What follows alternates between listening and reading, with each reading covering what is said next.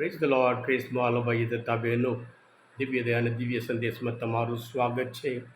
August 19મી તારીખ. આ સંદેશ સાંભળ્યા તમારા સૌ માટે, તમારા કુટુંબીજનો માટે, તમારા વિશેષ હેતુ માટે પ્રાર્થના કરું છું. તમારા બાઇબલ લો, પ્રભુના વચન સાંભળીએ. માથ્યુનો ગ્રંથ 19મો અધ્યાય 23થી 30મી કલમ સુધી. ઈસુએ પોતાના શિષ્યોને કહ્યું, હું તમને ખાતરીથી કહું છું કે ધનવાન માણસને ઈશ્વરના રાજ્યમાં દાખલ થવું મુશ્કેલ થઈ પડશે. હું તમને ફરીથી કહું છું કે સોયના નાકામાંથી ઊંટને પસાર થવું સહેલું છે, પણ ઈશ્વરના રાજ્યમાં ધનવાનને દાખલ થવું મુશ્કેલ છે. આ સાંભળીને તેમના શિષ્યોના અચંબાનો કોઈ પાર ન રહ્યો. તેઓ પૂછવા લાગ્યા, તો પછી કોણ ઉદ્ધાર પામી શકે છે? ઈસુએ તેમની ઉપર નજર ઠેરવીને કહ્યું, માણસ માટે તો અશક્ય છે, પણ ઈશ્વર માટે તો બધું શક્ય છે. ત્યારે પિતર બોલી ઉઠ્યા, જુઓ, અમે સર્વસ્વનો ત્યાગ કરી આપની પાછળ અમે આવ્યા છીએ. એના બદલામાં અમને શું મળશે? ત્યારે ઈસુએ કહ્યું, હું તમને સાચું કહું છું કે નવસર્જન વખતે માનવ પુત્ર પોતાના વૈભવભર્યા સિંહાસન ઉપર બેસશે, ત્યારે મારે પગલે ચાલનારા તમે પણ 12 સિંહાસન ઉપર ઇસરાયેલના 12 વંશોના શાસક તરીકે બેસશો.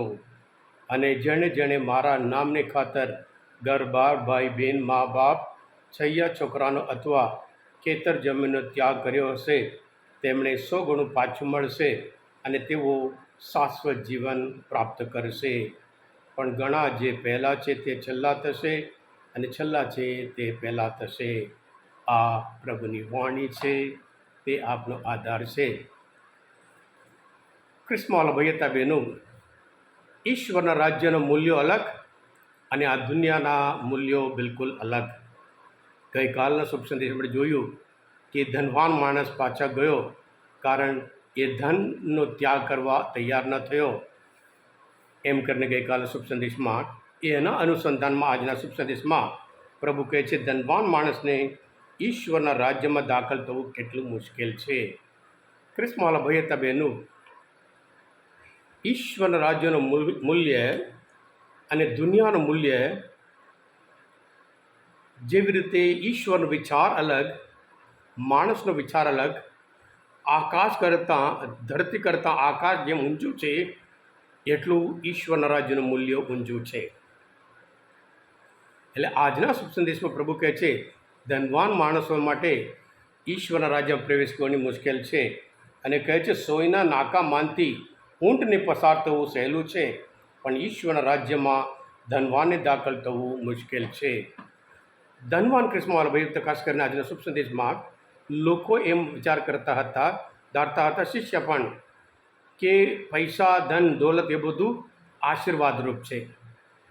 એટલે પ્રભુ કહે છે કે જ આશીર્વાદ તમારા જીવનમાં નડતરરૂપ થઈ શકે, ઓબ્સ્ટેકલ થઈ શકે, આડકલી રૂપ આવી શકે છે.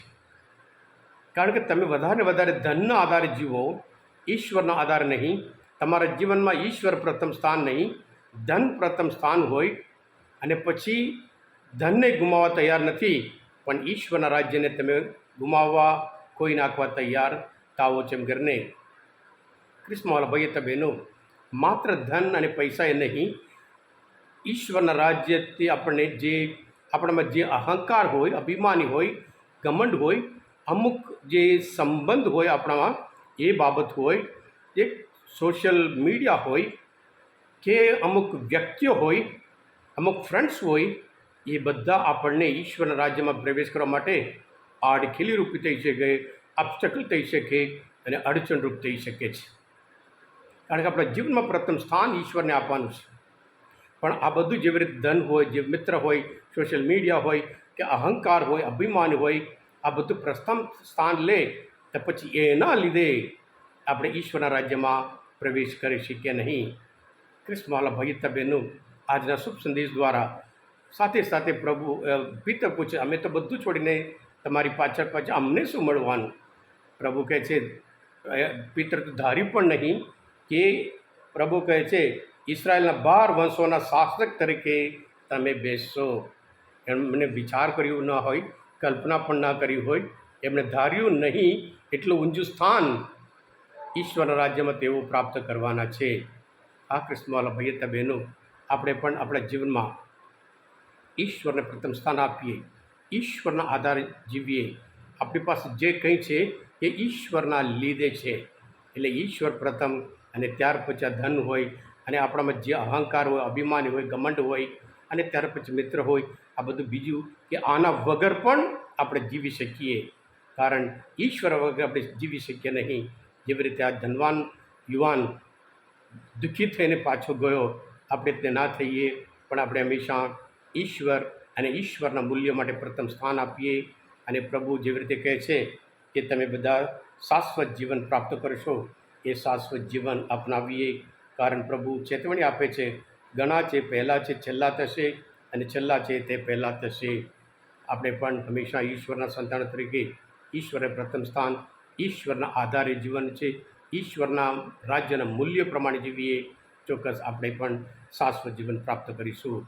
આ કૃષ્ણવાલા ભાઈ બહેનો, આજના મનચિંતન શાસ્ત્ર પાઠ સમજવા માટે, પ્રભુ ઈશ્વરનો વિચાર ઓળખવા માટે મદદરૂપતા હોય, તમે પોતે દિવ્ય ધ્યાન, દિવ્ય સંદેશ સબસ્ક્રાઈબ કરજો, અને બીજા માટે પણ ફોરવર્ડ કરજો. કારણ તમે બધા આશીર્વાદિત છો, અભિષિક્ત છો. પ્રભુ તમારા અંતરમાં વસશો.